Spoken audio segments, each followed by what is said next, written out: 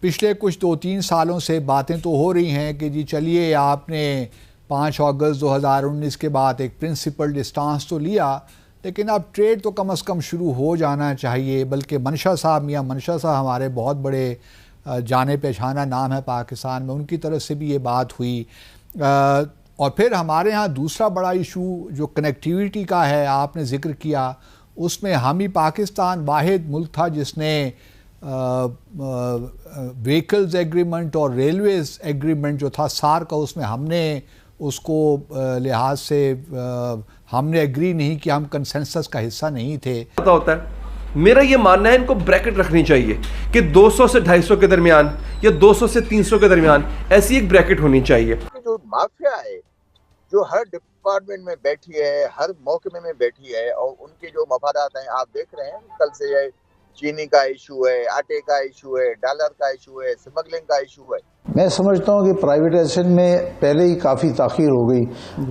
گزشتہ چند سالوں سے پرائیویٹائزیشن کمیشن بنا ہوا ہے، لیکن اس نے نمسکار دوستو، جے ہند. دوستو، پاکستان میں مہنگائی اتنی زیادہ ہو چکی ہے کہ پاکستانی اب بھارت سے ٹریڈ کھولنے کو لے کر کے چھٹپٹا رہے ہیں. پاکستان کی طرف سے اب ہر طرف یہی بات چل رہی ہے کسی بھی طریقہ سے بھارت سے ٹریڈ کھول لی جائے جس سے پاکستان کو اور وہ کا فائدہ ہوگا. کیا ہے پاکستانیوں کا ریاکشن؟ ویڈیو کو سٹارٹ کرتے ہیں، لیکن اس سے پہلے یدی آپ نے ہمارے چینل کو سبسکرائب نہیں کیا تو سبسکرائب کریں. ویڈیو پسند آئے تو لائک کریں، کمنٹ کریں اور شیئر کریں. جے ہند، وندے ماترم. اور یہ ساری جو چیزیں ہیں، کیا آپ، میں اگر اسپیسیفک آپ سے پوچھوں بحیثیت فارمر ڈپلومیٹ کے، اور اتنا زبردست آپ کا کریئر رہا، آپ پاکستان کے ہائی کمشنر رہے، ڈو یو تھنک کہ ہم نے جب ایک پرنسپل اسٹانس لے لیا 2019 میں، تو اب ٹریڈ کی گنجائش موجود ہے اس سے پہلے کہ ہم بھارت کے ساتھ کسی طور بھی انگیج کریں بائیلیٹرلی؟ نہیں کہ ہم جو ہے اس قسم کی ٹریڈ جو ہے ان کے ساتھ شروع کرتے ہیں. اب دیکھیے، ایک میں مثال دیتا ہوں. ہم امپورٹ کر رہے ہیں امریکہ سے، چین سے، میں نے سنا ارجنٹینا سے، کئی دوستوں نے مجھے بتایا، اپنی ٹیکسٹائلز کے لیے. پاکستان سے ہم cotton at very minimum sort of transportation cost وہاں سے ہم امپورٹ کر سکتے ہیں اپنی ٹیکسٹائل کے لیے. مجھے کوئی بتا رہا تھا یہیں پہ لاہور میں کافی ٹیکسٹائل والے ہیں کہ سب سے بڑی بات ہے کہ ہم جب باہر سے منگاتے ہیں تو ہمیں ملینز آف ڈالرز کی جو ہے انوینٹری پہلے رکھنی پڑتی. اگر ہندوستان سے بات ہو جائے کاٹن، وا کاٹن کی امپورٹ کی، تو ہمیں انوینٹریز بلڈ اپ کرنے کی ضرورت ہے. ہم 15 دن کے آرڈر دیتے رہیں گے، نہ فارن چینج اتنا انوالو ہوگا نہ کچھ. تو یہ تو ہو گئی ہمارے فائدے کی بات. ایک ہندوستان میں کچھ چیزوں کی شارٹیج ہے جو ہمارے ہاں اس کی بہت یہاں پہ زیادہ ہے پیداوار. مثلاً آلو آپ کو بھی پسند ہے، مجھے بھی پسند ہے آلو، اسی طرح ہندوستانیوں کو بھی پسند ہے. ہم ایزیلی ایکسپورٹ کر سکتے ہیں آلو، and we can earn some foreign exchange. اور کچھ اور چیزیں ہیں جو ہم وہاں بھیج سکتے ہیں، ان سے منگا سکتے ہیں. ضروری نہیں ہے کہ ہم یہ اس کو کھول کے اور پھر ہم کہیں کہ جی اب یہ ہم نے شروع کر دیا، باقی جو چیزیں ہیں وہ ختم ہو گئی. سر فہرست جس پہ کشمیر ہے. اب میں آپ کو بتاؤں کہ یہ ایک وہاں پہ ایک لابی ہے جو کہ سنسیئر تو میں نہیں کہوں گا، لیکن ان کے ویسٹڈ انٹرسٹ ہیں کہ ٹریڈ کھل جائے لمیٹڈ طریقے سے. اس میں ہمیں یہ دیکھنا ہے، ہمیں اسٹڈی کرنی پڑے گی، اور بہت اسٹڈیز ہو چکی ہیں، آپ کو معلوم ہے، مجھے پتا ہے، منسٹری آف کامرس میں، ٹی ڈیپ میں، ہر جگہ پہ، کہ کون کون سی ایسی چیزیں ہیں جو ان کے امپورٹ کرنے سے ہماری انڈسٹری پہ افیکٹ نہیں ہوگا اور ہمیں بلکہ فائدہ ہوگا. کاٹن میں نے بات کی، اگر ہماری انپورٹ جو ہے، ہماری کاٹن، را کاٹن ہمیں سستی ملے گی تو اسی طرح ہماری ٹیکسٹائل جو ہے ایکسپورٹ کو زیادہ کمپیٹیٹو ہو جائیں گی. تو یہ کچھ چیزیں ہیں. میں and coming back to your question, yes I feel that there is sufficient reason for us to sit down and discuss. اور اس کے لیے پاکستان انڈیا بزنس کاؤنسل ایک ہے، لیکن یہ پرائیویٹ سیکٹر میں ہے. لیکن کوشچن یہی ہے نا سر کہ کیا ہم اپنے معاشی فوائد کے لیے ایک اقتصادی معاملات کے لیے جو ہمارا اصولی موقف ہے کشمیر سے، اس سے پیچھے ہٹ جائیں؟ نہیں، بالکل نہیں ہٹے. میں نے ابھی بھی آپ سے یہ کہا کہ اس پہ نہیں ہٹیں، لیکن اگر یہ چند سٹیپس لے لیں. دیکھیے میری بات آپ کو میں کوشش کروں کہ اگر ہم اس موقف سے اپنے ہٹ ہی نہیں سکتے، لیکن اس کے ساتھ ساتھ اپنا ہم نقصان تھوڑا بہت کر رہے ہیں اگر ہم ٹریڈ نہیں کریں گے ہندوستان کے ساتھ. میں آپ سے سوری کرنے سے فائدہ نہیں ہے، لیکن جس حد تک ہمیں فائدہ ہے کریں. سوری ٹو انٹرپٹ سر، ہم نے بات دی ہے تو کیا ہم نے کشمیر پہ ہندوستان کو کیا کنونس کر لیا کہ ہم سے کشمیر پہ بات کریں؟ ہاں سر، یہی پوائنٹ ہے. میں یہی بات کرنا چاہتا ہوں کہ چلیے اس کو میں تھوڑا سا ریفریز کرتا ہوں اپنے سوال کو، کہ جو اس وقت ڈیڈ لاک ہے پاکستان اور بھارت کے درمیان، اس کو کس طرح توڑا جا سکتا ہے سر؟ یعنی ابھی جو لاک جام ہے اس کو کیسے جا سکتے ہیں؟ جی سر، یہ جو لاک جام ہے اس سے کس طرح نکلا جا سکتا ہے اس وقت؟ اس سے نکلا جا سکتا ہے بات چیت کر کے، آپس میں بات چیت کر کے. جو میں نے let's talk about trade first. Pakistan India business council 10-12 وہاں کے لوگ ہیں، پرائیویٹ سیکٹر کے 10-12 یہاں پہ ہیں.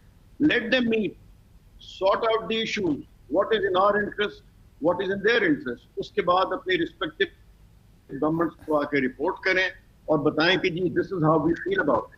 اور یہ پرومیننٹ بزنس مین ہے وہاں کے، اور یہ ایک ادارہ ہے جو بن گیا تھا دونوں منسٹریز آف کامرس میں. جب ایک میٹنگ ہوئی تھی جب میں وہاں پہ تھا اس زمانے میں بنا تھا، لیکن اس کی پھر آگے میٹنگز ہوئی، 2-3 میٹنگز ہوئی، اور یہ ایک طریقہ ہے.